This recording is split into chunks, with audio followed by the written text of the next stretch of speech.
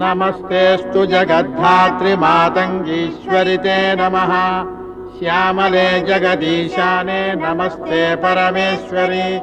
नमस्तेऽस्तु महाकृष्णे सर्वभूषणसंयुते महादेवि महेशानि महादेवप्रिये नमः। आदिशक्तिर्महाशक्तिः पराशक्तिः परात्परे ब्रह्मशक्ते विष्णुशक्ते शिवशक्त्ये नमो नमः। नमो मृतेश्वरी देवी नमः परशिवप्रिये ब्रह्मरूपे विष्णुरूपे शिवरूपे नमोऽस्तुते।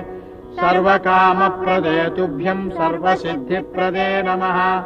सर्वसम्पत्प्रदे नृणां सर्वराजसु शङ्करि श्रीवशङ्करि वन्दे त्वां नमो नरवशङ्करि।